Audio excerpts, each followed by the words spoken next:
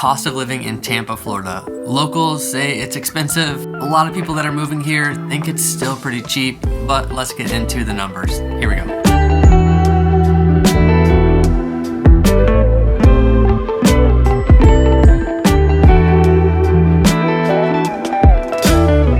I'm Sam, and thanks for coming by the Living in Tampa channel, where we talk about what it's like to live and move to Tampa. We are also a team of realtors, so if you do need help buying or selling a home in the area, we would love to help you. Our phone number and email are right there on the screen. Typically, cost of living is not something that changes a lot from year to year, but we are in new times here in the middle of 2022. I want to make a little bit of an updated cost of living video to help you understand what you might be getting into if you're moving here. Cost of living is a big topic, and we're going to get into all of the little things that I think you need to know. But the biggest thing that's always on everyone's mind is housing, and for good reason. This is often a big portion of everyone's monthly expenses. And of course, year over year, over the past couple years here in Tampa, we have seen dramatic increases in our housing values, and this has happened all over the US. And now everyone thinks all of this might crash. I shouldn't say everyone, a lot of people think this might crash. I don't think Tampa will fall in ways that other markets will. My last video was about this. If you want to watch it, it's linked above. But let me help you understand what you might be getting yourself into. When I moved to Tampa 2 years ago, the median housing price in the area was around $230,000. Now it's like $380,000. And I even see this median as skewed kind of lower because there are a lot of small homes, there's a lot of condos, there's a lot of villas and retiree-focused housing that keep this number kind of low. But for the sake of an example, let's just say you're a pretty nuclear family, 2 spouses, 2 children, and you need a house for you guys. You're typically looking for a 3-bedroom house, would love a pool, but maybe can compromise and not have that for now. And typically those buyers are spending $400,000 to $600,000. But let's stay at the bottom end of that because it still can be done for $400,000. Maybe not with a pool, but it can be done. Well, actually there are areas further north where it can be done quite a bit cheaper, but you kind of need to visit those areas to see if that's an area that you want to live. So in this scenario, a $400,000 house, let's just say you got a conventional loan, but you're only doing 10% down. So that means $40,000 down. Right now, interest rates are right around 5%, a little bit higher sometimes. You do have the option of buying down a rate with a lot of lenders, but that's more cash out of pocket up front, and a lot of people don't want to do that. So with $40,000 as your down payment, you're gonna have another bit of closing costs, usually about 3% of the purchase price. So that would be $12,000. So you're $52,000 out of pocket. And your monthly payment on that place is going to be around $2,600 a month. And as we get into the other expenses related to owning a house, like homeowners insurance and taxes and utilities, that payment amount will make sense because that payment right now includes homeowners insurance and taxes.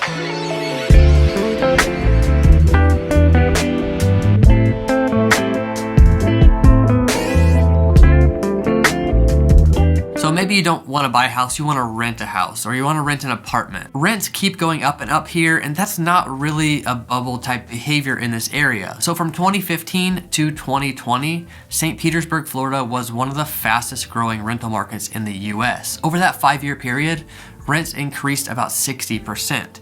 So rents in this area were increasing before the pandemic even started.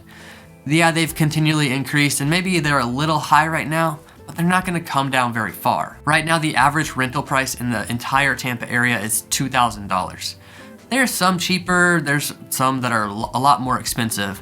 But one thing that's unique, maybe not even unique about this rental market, is that it's not very organized. So realtors aren't really involved in rentals here. There's not really an easy way for you to just get access and see all the rentals that are available. A lot of these places are word of mouth, or they have a sign up somewhere, or even just a sign in the front yard of the property, and they rent it that way. That seems to be still the way the majority of properties in the Tampa area are rented out. This actually makes it really challenging if you're moving across the country and you want to rent first. And that's often what I recommend people do. I often recommend that they rent first. By not being able to see or get help on rentals, it creates a unique challenge to this area. So often I recommend to people that they come visit, obviously, but also when they move here, just like I did, to stay in some kind of short-term rental like an Airbnb.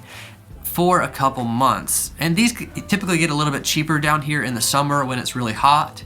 And that's always a good option. But let's say you decided to purchase a house, and let's talk about some of the expenses related to that. And let's start with taxes. Property taxes are something you're paying no matter what. In the Tampa area, they average to about 1.1%. So let's say with that $400,000 house you purchased, it will be assessed by the county tax appraiser, and that value is typically a little bit lower than what you purchased it for. But that means your taxes will be around 1% of what you purchased it for. So for the sake of this example, $400,000 house, you have $4,000 per year in taxes. Now, one important thing about Florida is the Save Our Homes law. So what this does is it allows you to claim this property as your homestead. It gives you a homestead exemption. That allows you a little bit of reduction in the assessed value of the property, and it caps how quickly your property taxes can grow year over year. It makes it to where they can only grow 3% per year. When I moved here from Colorado, I felt like the property taxes here were pretty expensive, but now I have clients moving from Michigan and they tell me how cheap our property taxes are. So it really just depends on where you're coming from, what the impact of this will feel like.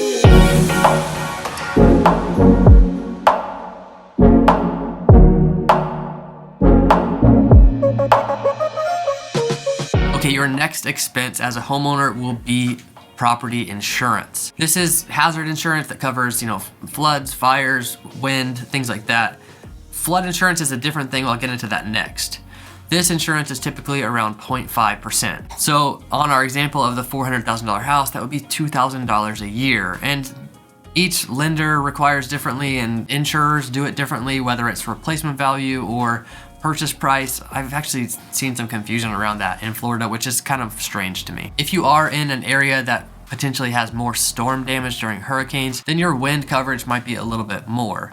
You also might be in an area that requires flood insurance, and it would be your lender that requires flood insurance. Like at my house, we are pretty close to the water, so our lender requires us to carry flood insurance. A lot of newer houses, even if they are close to the water, are high enough to where they don't require quite as much flood insurance, maybe just for that bottom level that's typically a garage in these areas. So my hazard insurance on my house is around 0.5%, and then my flood insurance is about the same. Okay, another expense that you'll have whether you are purchasing or renting is utilities.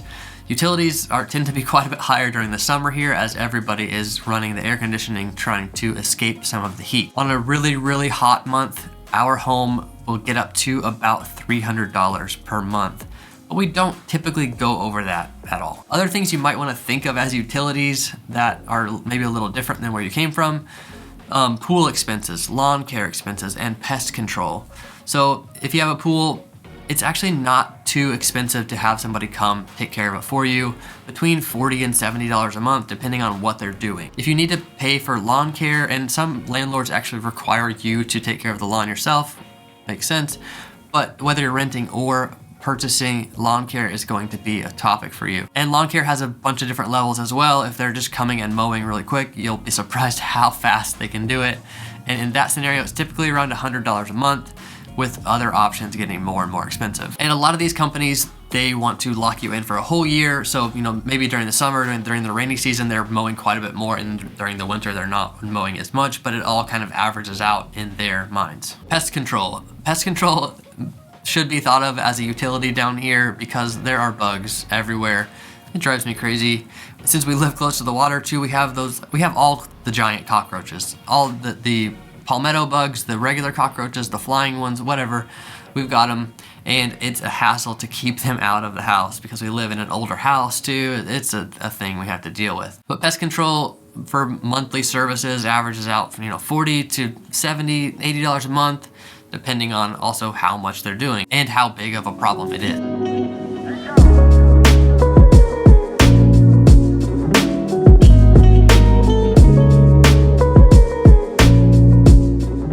Next cost that everyone's gonna have, whether you're buying or renting, is transportation. The Tampa area is a very car-dependent city. There is a public bus system, but it's just not very accessible. There are bike lanes and bike trails, but you might have to travel pretty far. So plan on having a car if you're moving to the Tampa area. When it comes to gas and repairs on cars, it's pretty consistent with national averages. You're not really going to be surprised by that being expensive or cheap in this area. Governor DeSantis has talked about doing this reduction in the price of gas as gas prices keep going up. This might take effect in October, where the state would not take a tax on gas for a few months.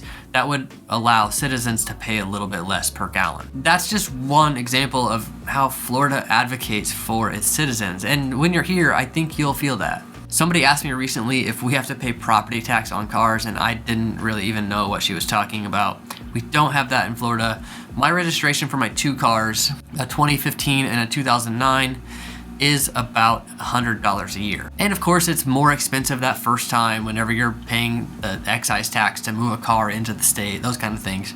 But now that we're in the system, it's about $100 a year. And our insurance for those cars, we have clean records, no accidents or tickets within the past 5 years, and our cars are insured by Progressive. Our insurance on both those cars for full coverage is $190 a month.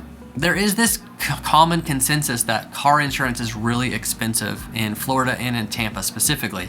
There's really only in a couple zip codes in Tampa proper that those premiums are so high. And the reason they're so high is because maybe there's more break-ins, there's more accidents, you're right by an interstate. Maybe like every time you go somewhere, your insurance provider knows you have to get on the interstate.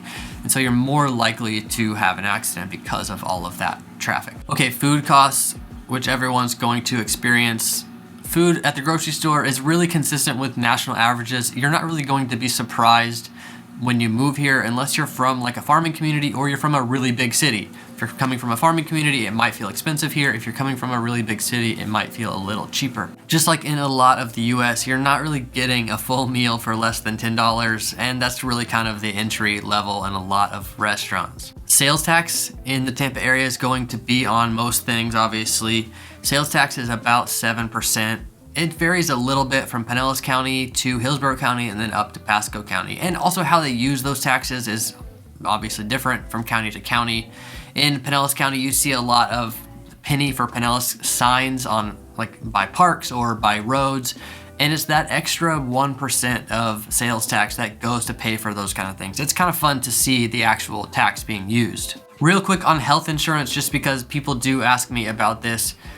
Health insurance is your own thing, whether you're using the Obamacare subsidy kind of thing or whether your employer is providing it. Florida is really the same as every other place in those ways. One thing that I want to point out that Florida makes very affordable is starting a business. If you do want to move down here, you want to start your own business, it is very accessible. You're just going onto the state website, you're paying a little registration fee, and you're up and running. It's not that complicated, and it's very easy for anyone to do. Now, making money with that business is a different topic, but it's not expensive to spin it up. When it comes to just going to do things, this is where, any place can get out of control, and especially a very vacation themed destination like Florida, like these beaches, like theme parks and things like that. But I'm not really gonna spend any time talking about those kind of expenses because I think of those as in your control. And there's a lot of expenses in your control, just like your cell phone, your car payments, things like that. A lot of that I think of as in your control, and we can't really make these general statements about it. When it comes to finding a job in the Tampa area, just like everywhere in the US, a lot of people are hiring, but a lot of those are entry-level positions. So if you have a lot of skills or previous experience that you're bringing down to this area, I actually recommend trying to find a recruiter to help you get placed. And I've had a few clients that have gone this route and have been very happy with where they landed. But I would not recommend coming down here without a job, without a place to live, and just landing in a short-term rental, then looking for a job, and then looking for housing. This area isn't that easy to approach that way. So right now in May 2022, the average household income in the Tampa area is a little over $60,000. I think you can get by with that, but that's getting tighter and tighter to get by with in this area. Cost of living is a big part of this channel and is a big part of your searches online. We would love to answer specific questions. So if you have specific questions about cost of living in Tampa or in Florida, please comment down below and we'll do a specific cost of living Q&A video. And I'm just always curious what people are thinking about when they're moving. What things do you think will catch you off guard? I was talking to a client recently that visited the Tampa area to start their home search for her and her parents. And one thing she said to me that really stood out was that by consuming our content, she was not surprised by what this area was like. And I want to create that same experience for you. So if there's anything specific that you feel confused about, or that you're questioning, or people are warning you about, like, please just comment down below. I'll be down there in the comments answering some of those, and then I'll bring those up in our next Q&A. And as always, if you do want to buy or sell a home down here in the Tampa area, we would love to help you. Our phone number and email are right there on the screen and in the description down below. Thanks for coming by.